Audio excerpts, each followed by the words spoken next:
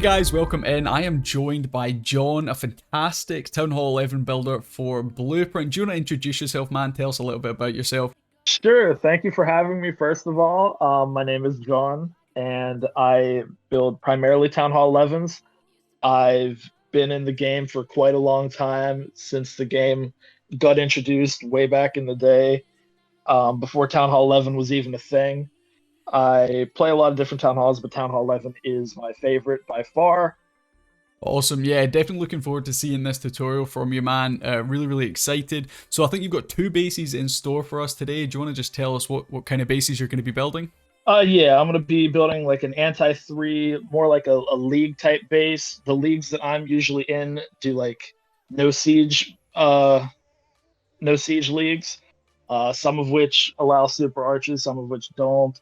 Um, but yeah, I'm mostly the first base will be an anti-3, no siege league style base that would be ran at a little bit more of a competitive level, and then the second base will be more of an anti two star push base, centralized town hall, that somebody would be looking forward to either um, defend the 2 stars, and also it'd be good for potentially the type of war where you only get one attack, right? Because the town hall would be centralized. So yeah. Awesome. Sweet. All right, let's jump straight into that first build then, and you can talk us through how you go about building these awesome bases. Okay, great. So depending on my mood, I have two different usually styles that I go about. Some people just get right into building a skeleton and then filling in the key defenses from there. I do that a lot of the times. Also, sometimes there will be like one compartment that I have in mind, and then I just start building compartments off of that one compartment. Like maybe I have in mind that I want to have an Inferno Tower island. I'll do that and I'll start building off of that. Or I'll want to have a centralized Eagle artillery and I want to start building off of that. In the more league style bases where you don't have a siege machine, assuming that super archers are allowed, which the leagues that I'm in, super archers are allowed. The number one attack strategy, far and away, is super archers. So that's what I primarily try to defend. So I look to defend whatever the most popular strategy is, uh, first and foremost, and then adjust from there, try to defend other things from there. But if you know that your opponents are most likely going to use one strategy, it makes sense to defend that one strategy. So you'll often see me filling in like spaces around a defense, like I was using an archer tower, just to count tiles. And what I was doing there is, in case you guys aren't aware, if a queen is standing like right here, she won't be able to reach the eagle. So I was just making sure that there was a 5 tile gap all around the eagle tower compartment. So then I did get a little bit of a skeleton from there. I might eventually put in like some wall pieces to fill in the dead space. I might do um, storages or sweepers. I'll throw some sweepers in there for now. But I don't like um, putting key value defenses around the eagle in those kind of wars because you're trying to limit zap value. And if somebody's doing a super archer kind of attack, they often zap the eagle. And if you have, say, an expo here next to it, that's just adding value that they will get if they opt to zap the eagle out. So then from there, I just start thinking about what I want to add to the base, where I want to put stuff, if it's going to be symmetrical or not.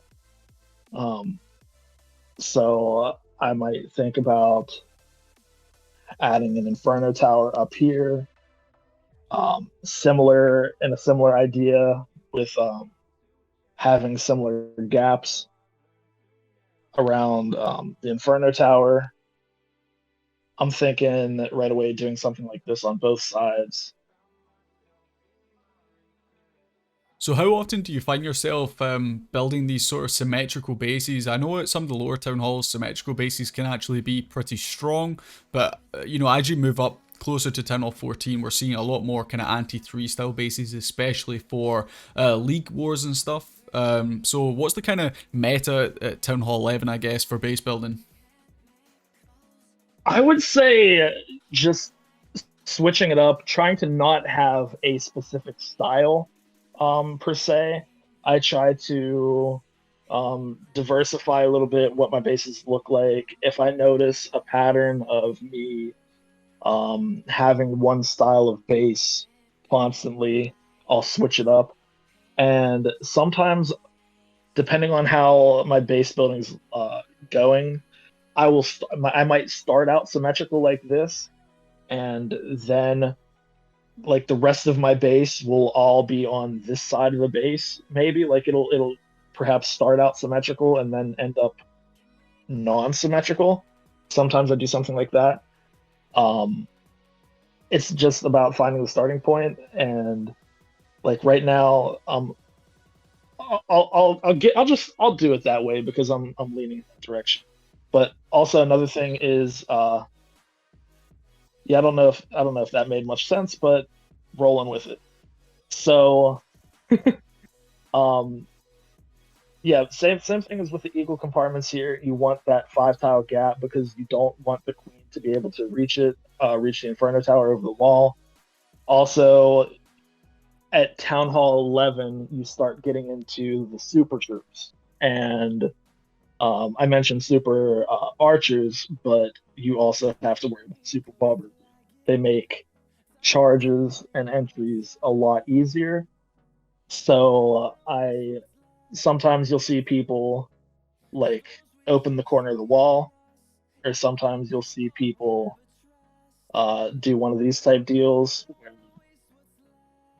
they have a setup like this to where I did one too many tiles. They'll have a setup like this to where if a wall breaker is deployed, it targets the cannon instead of the Inferno Tower compartment that they want it to. So if they deploy a wall breaker, it's going to hit the cannon compartment. Because remember, wall breakers target buildings inside of a wall, not necessarily the wall itself. So yeah, that's another thing that we got to be thinking about defending the super wall breakers, because them guys are tricky, and that is one of the parts of the game that I think helped me a bunch, because I was always really bad at using wall breakers, and now it seems like it's a lot easier, a lot more in my wheelhouse to do charges. But yeah, I'm gonna go ahead and I'm gonna throw one of these in here to prevent a charge on this side, like to prevent an easy wall break over here. And what I'm thinking about doing at this point is just building a little bit more on this side to make it difficult to like just charge right into the eagle, and then build a lot more on this side. Yeah, that's what I'm leaning towards. Sometimes it's just starting to build compartments, seeing what looks good, seeing what looks bad, maybe changing a little bit here and there. Um, Checking the tiles to make sure, like whenever you insert jumps later, I like to like this is fine. I like being able to know that whenever I insert traps later on, which traps are one of the last things I do, that I'll have spaces between buildings to put um, spring traps and giant bombs in those various spaces. So I like knowing that um, it's set up kind of like that, because if you don't have enough space and your buildings are grouped too close together, you're going to get you're not going to have any spots to put your traps, or your traps will be really predictable. Like if somebody looks at your base and there's only 6 one-tile gaps between defenses, they can accurately assume where all of your spring channels will be. And then that can lead to getting hogs. Hogs aren't necessarily super popular Town 11, so more likely getting hybrided. But yeah, so that's that. That's one thing that I look for. Also, at Town Hall 11, you get the E-drags coming into play, and having a little bit of a spread, having a little bit of a 2-tile gap here and there, can prevent chains, and we'll get more into chains in a little bit.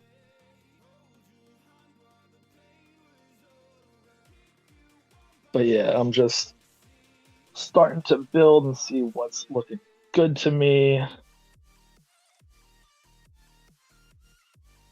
Gonna throw another one of these compartments out here. I'm not sure what's going in there yet.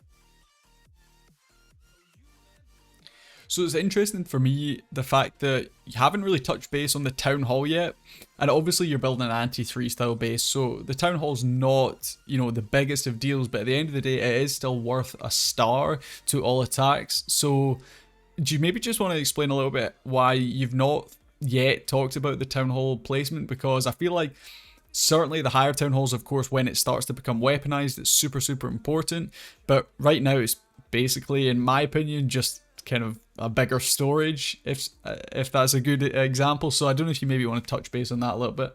Uh, yeah, totally. The Town Hall is the second biggest storage. I mean, it is the biggest storage. The second biggest being the Dark Elixir storage. So Town Hall has something like crazy hit points, like 2 or 3,000 more hit points than the Dark Elixir storage does. So it still provides value, even though it's not a defense, even though it's not a key building. In this kind of setup, it still provides value. So it's usually one of the last buildings I place, but I still do kind of place it somewhere with a thought in mind.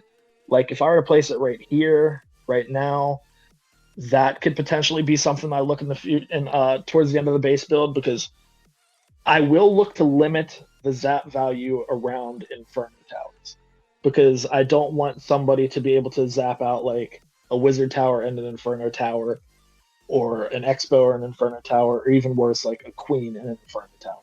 So I usually put a lot of storages around the Inferno Tower. And also from this angle, I don't think that you can't chain off the Town Hall to the Inferno Tower. And another reason why this could be potentially a good spot is because if you got a miner coming through here, and the miner gets on the Town Hall, the miner is in range of the Inferno Tower, and it's going to be sitting on that Town Hall getting roasted. So I'm not 100% sure yet if this is where it's going to end up, but I'm talking myself into that being a very good place for it potentially. So yeah, I usually place the Town Hall like wherever I would place the best storage in anti-threes. Because like you said, it is very high hit points. It is a important building. You gotta get it. It is a star. So it is important. It's not the most important, but it is important nonetheless.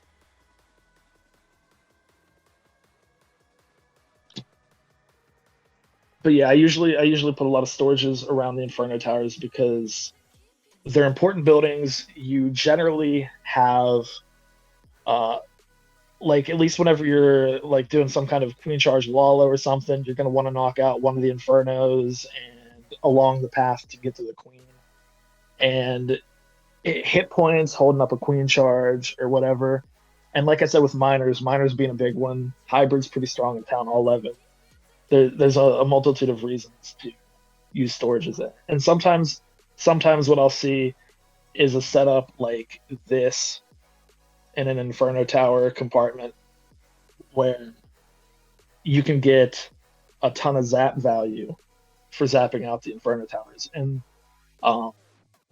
if you're in a league war that allows zaps, zaps are pretty valuable at Town Hall 11 because it's only 4 lightnings and an earthquake spell, whereas later Town Halls it goes up to 5 zaps.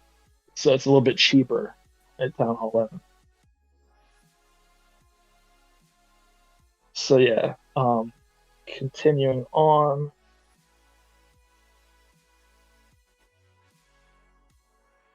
I'm gonna do this, and then I'm gonna start thinking about where I should place my queen. I don't want to place her.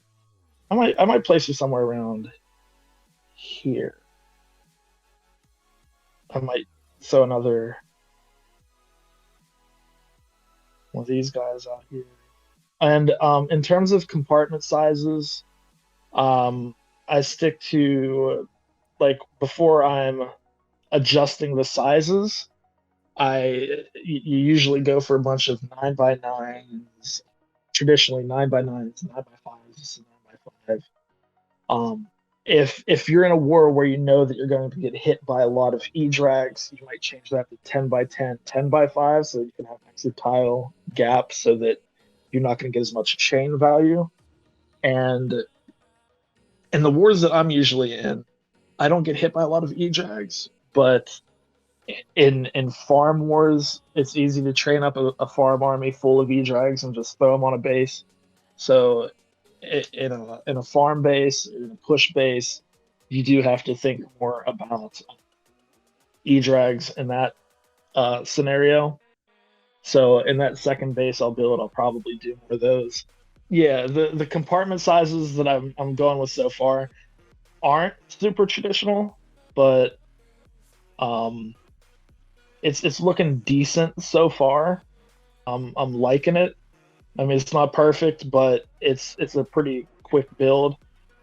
In terms of at this point, I'm thinking more like there's two ways to go about protecting your queen and putting defenses around your queen.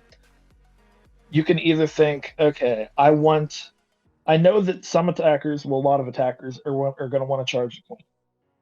I should either one, not put much value around her, be like, okay, you can take the queen, you're not going to get much else, or load up, put a bunch of expos, some Teslas, some seeking air mines, and trap it up to kill the queen, or even if it doesn't kill the enemy queen, making them invest a lot of spells. So those are the two ways. Also, since I am usually in zap wars, I tend to think about zap value. I think at Townhall 11, uh, 6 lightning kills the queen. So I don't want to put too much more around than the queen and expo, because like if I would do this, you could get 2 expos and a queen for 6 lightnings and a quake. So I'm looking at zap value a lot here as well. So at what point do you start considering your clan castle placement? Having done this with a few other builders, the clan castle is one of the structures that they put down quite early on, I find, in the attacks, but I've noticed that's something you've not yet put down. Is that, something you tend to think about later on in a build, or is that something you maybe sometimes put down at the start, or? So it's crossed my mind a few times that I'm probably going to put it here. I just haven't done it yet.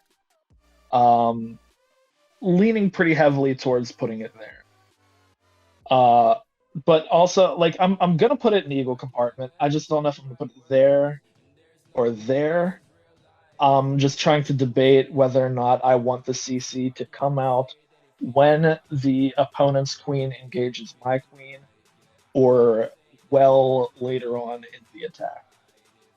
Yep, fair enough. No, that So makes sense. if I put it here, the enemy queen isn't going to engage it until she's in this compartment. So that basically means that assuming it's a damage CC, which I would probably run a damage CC if it's up here, the queen would have to break this wall and then jump in here. So, and given this setup, you're going to be under a lot of damage. You're probably going to have to use 2 rages. So you're already using 2 rages and a jump right off the bat, which is a big investment. So I'm leaning towards doing this right now. I think this is the route I'm going, and with a damage CC. Usually, um, what type of CC I run, clan castle CC. What type of CC I run, I usually think about that later on. One of the last things I think about, depending on where I put the clan castle and where I think they'll attack from. Uh, with the CC troops and the traps and all that, I usually save that for last. Once the base is done, I look at it and I think, if I was an attacker, how would I attack this? And then I use the traps and the CC to kind of minimize the weakness, if you will. Like to say, if I was an attacker, I'd hit it from here, so I should use the traps and the CC to counter that. And yeah, also to note, I'm still putting these valuable defenses. These two mortars don't matter. These valuable defenses, like the Expos, like the air sweepers, like the Inferno towers, they're out of queen range. So if a queen were to walk anywhere around the space, which just yeah, so if a queen were to walk anywhere around this base, she can't reach any of the expos or any of that. And I'm doing that intentionally. I don't want her to be able to reach any valuable defenses. I want her to have to break in, earthquake, wall break, any of that stuff to reach the more valuable defense. I'm throwing this in here so that it's more difficult to get to the queen. I'm not sure yet if I'm going to close off the walls and do a whole compartment or not. Okay, so the queen is relatively like well protected. You can't just get her from any angle. You'll have to wall break in. And also, I think I'm gonna put one of the expos. Okay, so for the other 5 wall pieces, I'm just going to wait. There might be a point where I decide to switch something up. There also might be, I might come to the end and just be like, instead of putting a building here to fill in that dead space, I might just put a wall piece there to fill in that dead space.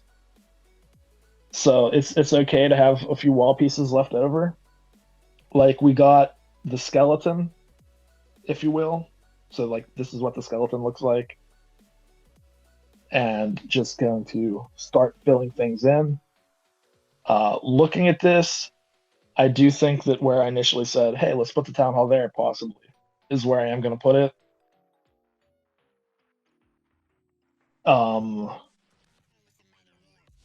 So what I think about at this point is usually air defenses down, and then wizard towers from there, and then archer towers from there.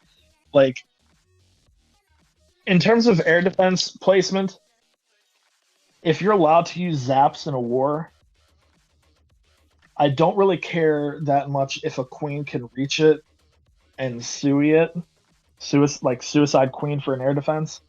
I'm much more concerned about zap value. And whenever you start placing your air defense deeper and deeper into a base, you start opening yourself up for more and more zap value. So I'm more concerned with having the air defense further outside so that you can't zap it, because zap drags is very strong at Townhall 11. Like very, very strong. Might do something like that because if a queen were to walk around and try to charge and miss for whatever reason, the healers are going to start getting picked off. Also, that would be a nice spot to put a bomb tower, either here or here. And even though it's not super, super popular, some people do. They do use skelly spells to kill the queen on some suicide attacks. And in terms of putting any splash in the middle to prevent the eagle from getting suicided with the skelly spells, I think 4 expos and the queen is sufficient for that. I don't think anybody is going to try to skelly donut. I think that's the old school term for that attack. Skelly something, get high value for it. I don't think anyone's gonna skelly the eagle. Um, yeah. In terms of some other defenses, I usually put the warden near the queen, because the warden gives the queen an HP boost. And I usually put the king close by that as well, just to make the charge even harder. Because what's going to happen is queen charges right here. Uh, the queen's going to have the king and a ground bow on her. She's going to have to use a rage.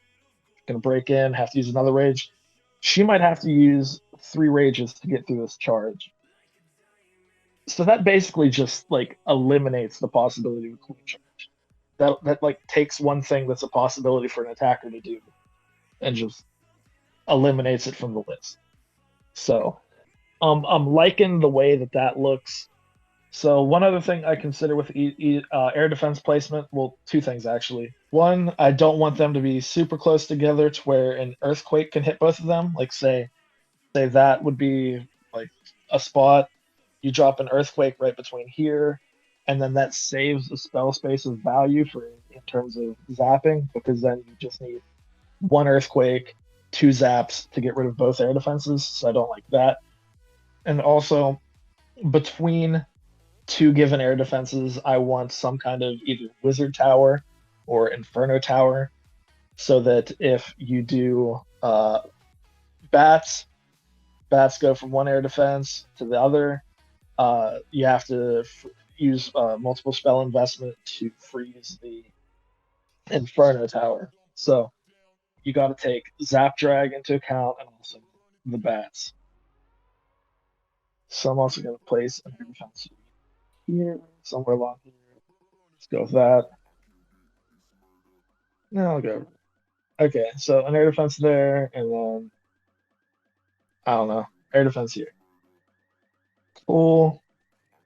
Then we'll start throwing in wizard towers, and then archer towers next to last, and then cannons wherever. Another thing about archer towers, I don't like having them next to air defenses.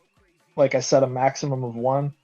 Once again, to minimize zap value, because zap drag is really strong, and you got to watch out for it. Um, Not that this is a Town Hall 10 guide, but in Town Hall 10 especially, but and I do build 10 sometimes too, but yeah, Town Hall 11s, zap drags, pretty darn strong. Also, I tend to um, have my wizard towers towards the outside of the base to help defend against witches. So, one similar to how like lower town hall levels that don't have bats have air defenses and wizard towers very far apart. The same rules kind of apply if you can use them, in that you don't want wizard tower range to overlap an air defense. So like this would be bad, this would be okay, because you don't want a hound to come sit on an air defense and then be tanking the wizard tower. You want the wizard tower to be hitting balloons. So if wizard tower is over here as opposed to where it just was at, the hound will be on the air defense. Wizard tower is out of range of that air defense. A pack of loons coming from over here would get hit by the wizard tower. That's more inclined with what you want. But it's close enough right here to where if somebody were to try to use bats, they would have to invest a freeze. So same thing with these two defenses up here. And these two wizard towers are kind of protecting against this air defense. This wizard tower is protecting against this air defense.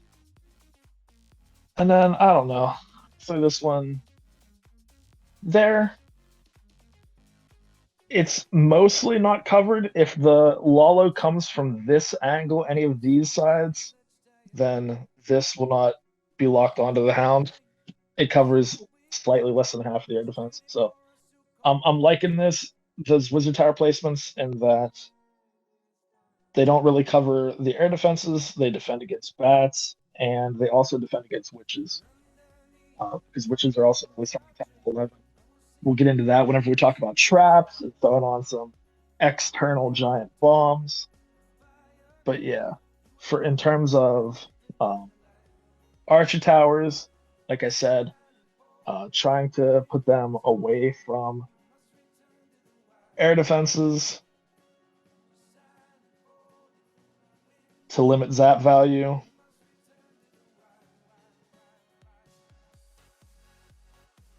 And also, it's okay to put some defenses outside. Like I know right away, looking at the range of this clan castle, that I'm probably gonna put some kind of defense over in this area to um, make the CC not lowerable. I already don't think it is, regardless if I put a defense there, because even if you drop a troop right here, it's going to either go to that defense or that wizard tower. But still, better to be safe than sorry. I'm gonna stick with the limit of one um, archer tower in range of an air defense to limit zap value.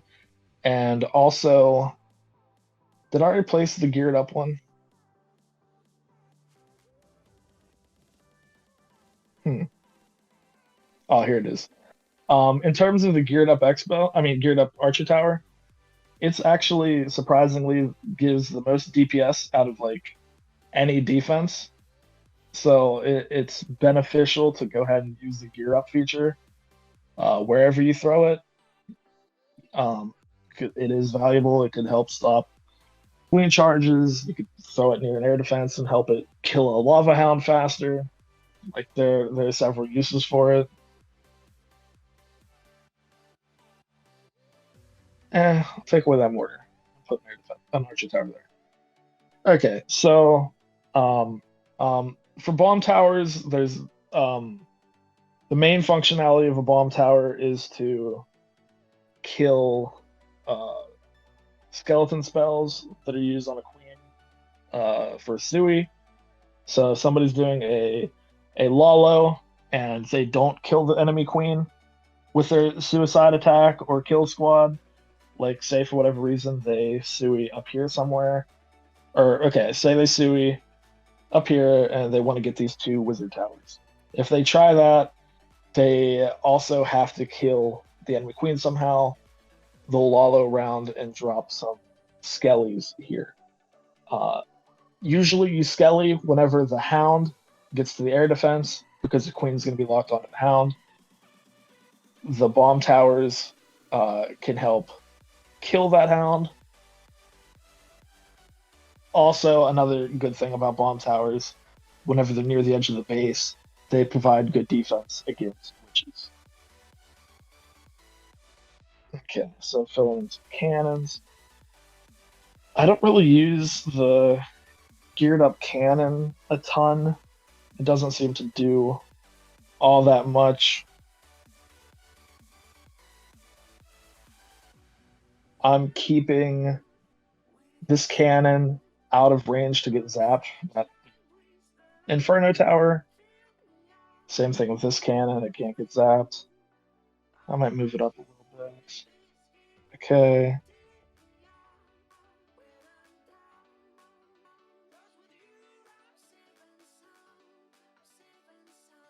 In terms of CC range and pool, I don't think anything can pull the CC. I'll throw this mortar here just to be safe.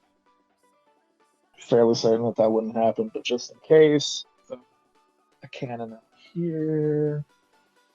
Maybe a defense out here to set up a possible bomb spot. Like you can put a bomb in here. I put a mortar right here to do the same thing. Potential bomb spot. Looking at the heroes, I like where the queen's at. Yeah, I like this. I like these. I like the spot. Okay. Cannon. I could throw it right here. Same thing. Set up a bomb spot. Even if you don't throw, like, even if every bomb spot you have isn't utilized, the more potential bomb and spring spots you have, the less predictability you have whenever you're getting attacked. So like I know there's been times where I, as an attacker, have looked inside the base and only saw like 4 or 5 2x2 tile spots. So I'm like, okay, that's where all the giant bombs are. So that makes it a lot easier to attack.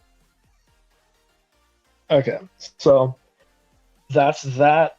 At this part, sometimes I'll lay down my Teslas if I have a really good idea of where I want to put them. Um, I'm thinking probably I might put 2 Teslas up here, 2 Teslas over here. I like having Teslas in Inferno range and Wizard Tower range. Um, so I'm leaning that way, but also something else I might do is something like this, where I have like a Tesla here, a Tesla here, Tesla here, Tesla here, to add even more DPS to uh, a queen charge to just be ridiculous overkill. So what I'm going to do now is start placing trash. With trash at Townhall 11, there's a few things to think about. First off, I'm going to move this down the top. Okay, so one, at Townhall 10 really is when it starts. You got the introduction of bowlers. So, for example, if I put, where's it going? Okay, right here. If I had this set up like this, somebody could drop a bowler right here, bowler bounce from here to my air defense, and take it out with 6 troop space. That's a bad trade. You want to either you want to have a sufficient gap between the trash and any air defenses, or like for example, an army camp or a builder hut that are low enough hit points that you don't really have to worry about it. They would get less than half of their health taken. So that's one thing you're looking at for trash. Another thing that you're looking at for trash is defending witches. If I have a trash ring and the trash ring has everything 2 tiles off, like so, and witches are coming from this direction, then the skeletons and the witches are going to split up because witches can breach over the wall, skeletons can't. The skeletons will go down this line, and the witches will hug the wall, targeting the inner defenses. The witches will get picked off by the expo and the wizard tower. The skeletons will just stay on the outside of the trash ring. So that's another good way to help defend against witches. So usually whenever I start placing trash, I just kind of start throwing it down. I do, and then I adjust from there. So I just start throwing it down. I do initially think about bowler bounces, like the one I mentioned with the air defense. So right away, setting it 2 tiles back. Actually, everything over here, 2 tiles back. I'm also noting that the mortar, you want a low hit point building because you can also bowler bounce a mortar. And even though mortars aren't super valuable in terms of what they are capable of defending, if you bounce here to here, that could be a really nice funnel. So you don't want to allow a 6 troop space deep funnel into the base either. This being bowler bounceable is okay because I have the archer tower here that would kill a bowler on the gold mine. And like I said, I'm kind of just placing stuff initially, and then I'll come back to it and clean it up.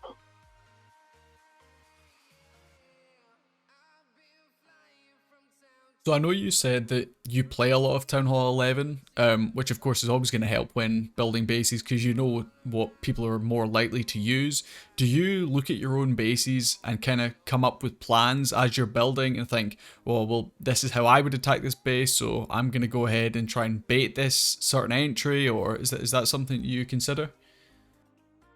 Yeah, yeah. Depending on how, like, for example, I feel like if somebody were to queen charge, and there's a lot of queen charge that happens, they would have to charge down here.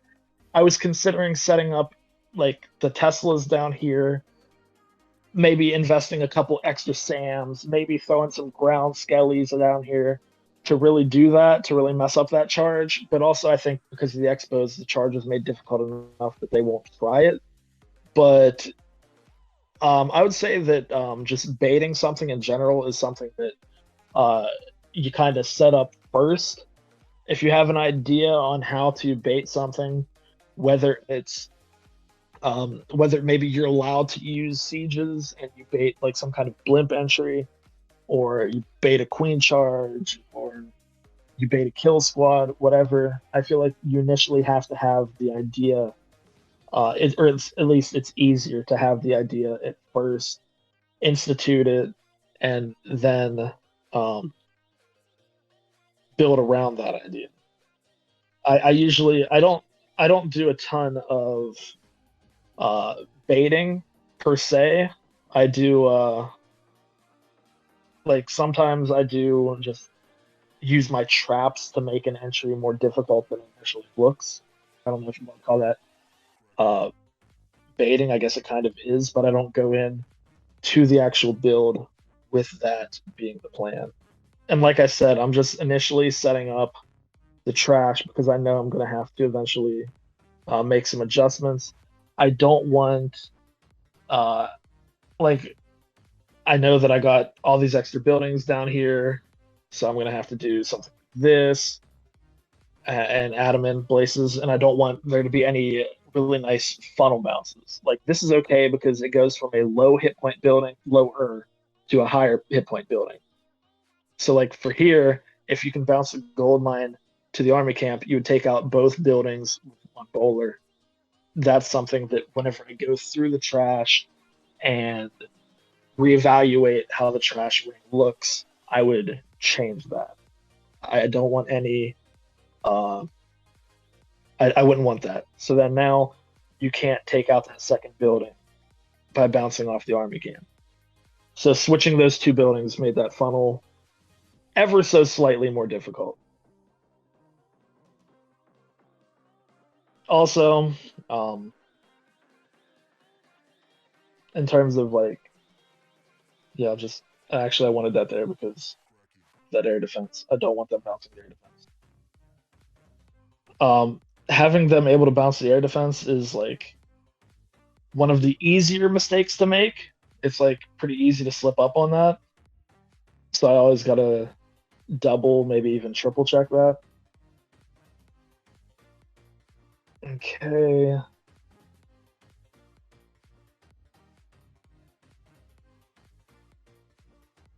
Okay. So yeah, looking at this initially, this is looking decent. Um, the trash is looking good. I do want to put a Tesla here and a Tesla either like one tile or two tiles apart. You don't want tiles to be directly next to each other. If two Teslas are directly next to each other, and a loon drops, the loon will hit both Teslas. So you always want at least a one tile gap between the Teslas. And I'm gonna do the same thing um, over here. And then the other question is, do I want to put springs between them? Do I want to put giant bombs between them? Do I want to put anything between them? If there's a spring, they can go in there now. If there's a giant bomb, I want to spring one more. Yeah. So also for witch defense specifically, which I'll look here at this. I'm gonna put a giant bomb here, and in terms of witch defense, um, witches die automatically to a giant bomb and 2 small bombs. So if a witch were to hit that trap, this setup, it would die. Whether or not that works all the time, who knows? But with the advent of super wall breakers, it's not as pertinent to use small bombs to kill wall breakers. I would have to say in arranged wars where you have all the super troops available to you that you can make for free, 99% of people are going to use super wall breakers as opposed to wall breakers. I don't know anybody who prefers regular wall breakers. Yeah, that's not something that really I see often, if ever, is somebody using wall breakers. Also, you do want to use giant bombs in areas that are between two defenses. Hog riders, even though they're not super common, they are common in conjunction with miners. You want them to path defense to defense, same as with spring traps. So you just want them to go defense to defense. I'm gonna move these over slightly so that I can put 2 small bombs right here. Okay, so if somebody were to witch this base, well, I just don't think anybody would witch this base. This is a pretty anti-witch base. I don't think that'd be a good idea on their part. Anyway, you want to have the defenses. You want to have giant bombs and spring traps between defenses so that hog riders path defense to defense, all that good stuff. I'm gonna throw a giant bomb here, and then the other giant bomb. I'm gonna move this up 1 tile and put it here. And then in terms of spring traps, I've always heard that you want to have them away from queens. I don't think it's as big of a thing anymore with the advent of hybrid. Like the theory was always that if you kill squad, the kill squad's going to go for the queen. However, kill squads aren't really a thing anymore, and a lot of times you see people charging away from the queen, just assuming that your miners, the miners in front of the hogs, will kill the enemy queen. But I'm a little bit of a purist and tend to put my springs away from the queen. So I'm just placing my springs between defenses. So you see here the spring on the Inferno, spring between the Teslas, away from the queen, between defenses. And this last one, I'll go ahead and throw right here. Okay. In terms of the tornado trap, I want it to be next to an area that I know is not going to get zapped, because the area, like if you look at the area of the tornado trap, it's really tiny. If I had it there, for instance, and something happened to that sweeper, the tornado trap's gone. Like, it's just straight up gone. So you really have to watch out for the pathing aspect. I might put it like next to this cannon, maybe, because no one's going to zap out a cannon, and then whenever it gets triggered by the cannon, it's going to be spinning around. It's going to be spinning around there, getting hit by the Teslas, the Wizard Tower, and the Inferno Tower. So that's a decent spot for it. Seeking air mines, generally throw them in range of air defenses. I usually put one in range of each air defense, and then go back for the other one and put it between 2 air defenses in like a charging area where I think there might be a queen charge. Or sometimes I'll double up on an air defense if I think that it's an air defense that isn't going to get taken out, like for sure, and I want that hound to go into that one air defense to get popped as soon as possible. But as is, I'm thinking putting this other one around here. The thought being that could either that could either kill healers coming through here, jumping into the core, going throughout the base, or maybe on a P.E.K.K.A smash. But also, if there's any kind of Sui Lala or anything, this Sam will get tripped whenever a hound sits on this air defense, and then whenever it goes from this air defense to this air defense, which is the second closest, or which is the closest to that, it'll trip this other Sam. That's why I like having Sams between two air defenses because of the path. With the red bomb, I draw imaginary lines. Like, this is a line that hounds would take. I don't want any red bombs in that line. So outside of that line, somewhere around here is where I'd put a red bomb. Here, don't want any hounds in that. Any red bombs in that line. No red bombs here. No red bombs here. So I'm thinking down here, because you don't want the hound hitting the red bomb. You want the loons hitting the red bomb. Seeking air mines and red bombs are different in the sense that seeking air mines hit one target and deal a lot of damage. Red bombs can deal splash damage with a little bit of damage.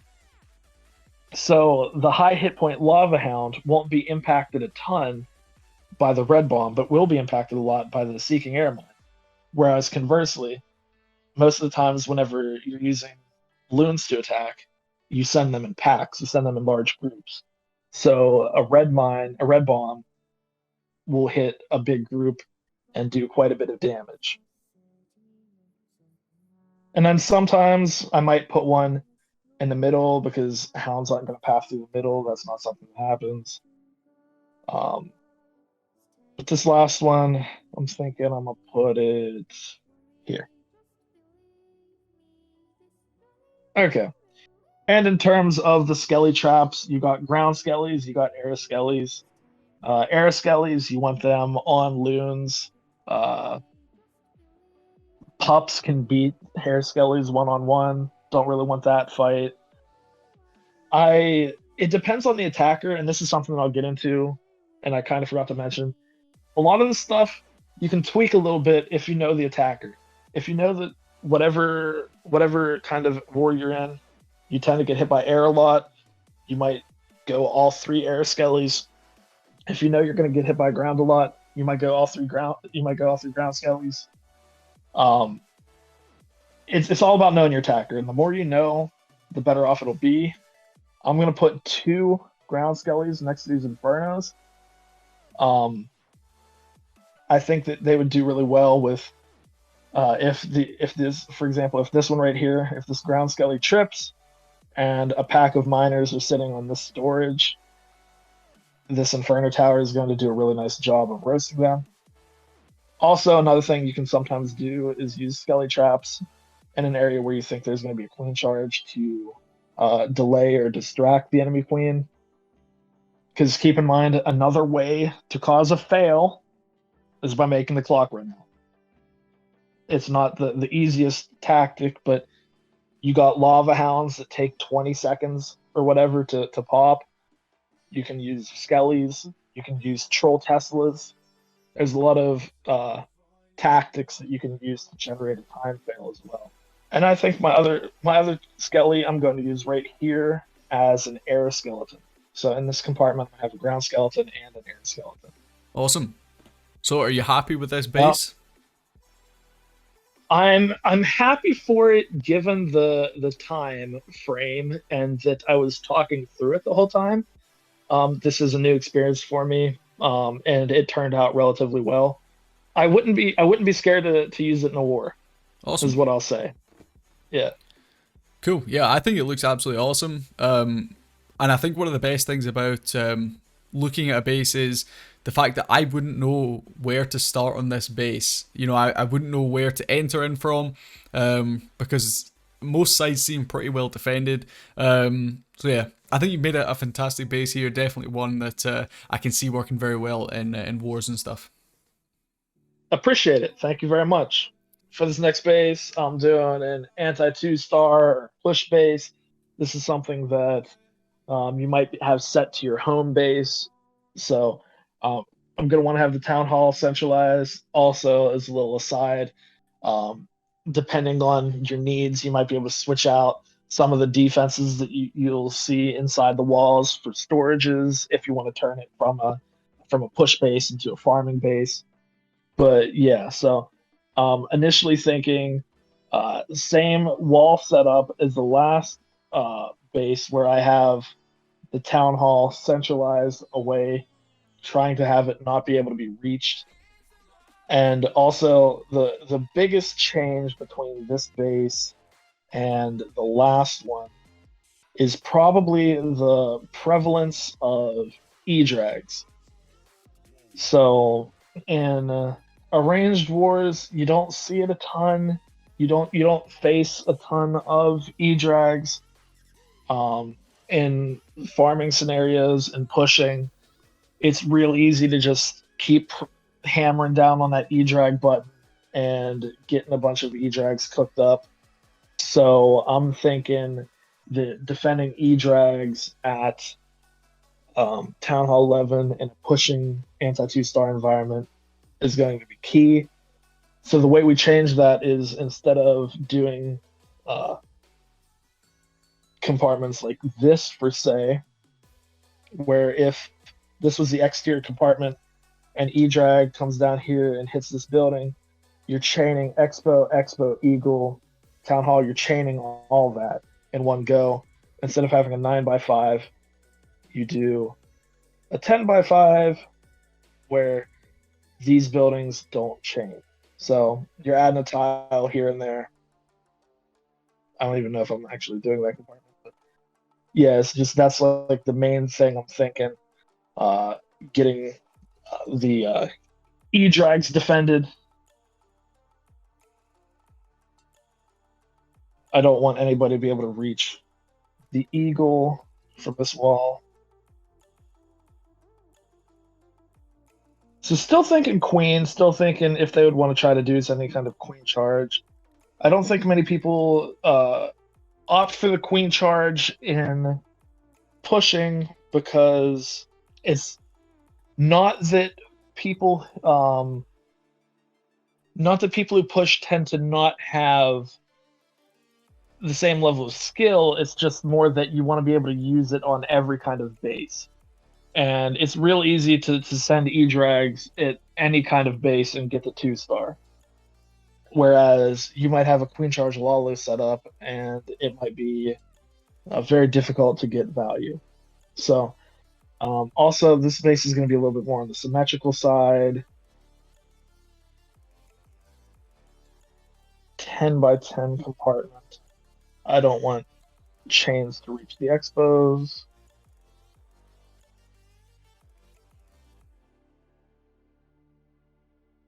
In terms of infernos, I think I'm going to do something similar to what I did on the last base, except like whenever I could have left it, I messed with it a little bit. Like right now, you have a 2-tile gap on both wall. In the last base, I moved it over and hugged the wall on one side. I think I'm just going to leave it here to make it a little bit more anti-E-drag. So once again, you can't chain the Inferno from either side. So that's a nice little bonus of that.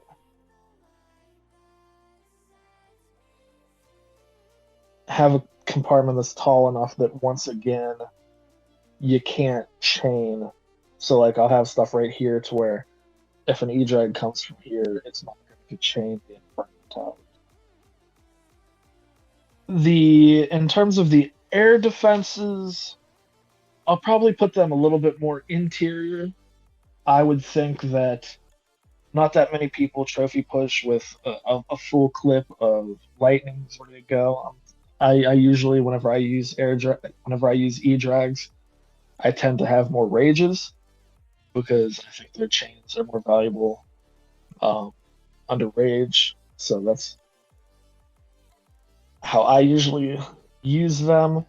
So I'm gonna have the air defenses a little bit deeper.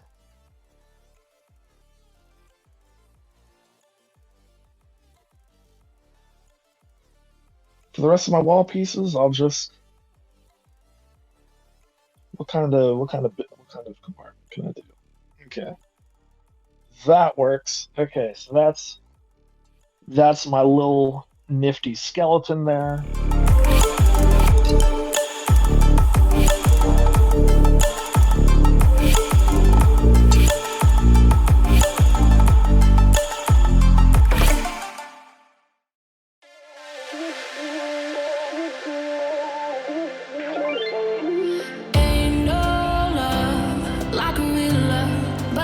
So fast, all tied up like a captive. I'm on to you. Used to pay to my own life, standing on rainbows, playing it cool. I haven't felt this in ages, and I've no more patience. So won't you please stay a bit longer? You're making me stronger, making me stronger.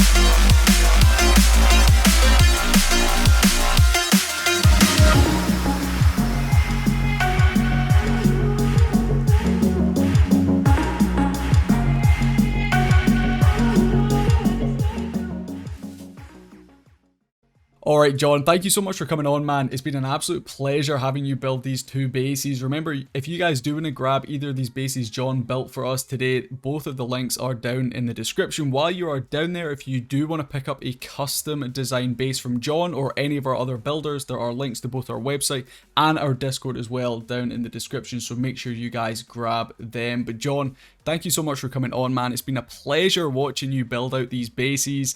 Anything you want to say to the guys to finish off here? Thank you very much for having me on. It was a pleasure. I had a great time. If you have any questions or comments, I'm sure I'll be checking them out in the comment section below. So feel free to give me a shout if there's anything that you want or need. But yeah, have a nice day, and thanks for having me. Awesome. While you guys are down there, make sure you like, subscribe, and we'll catch you guys in the next video. Peace.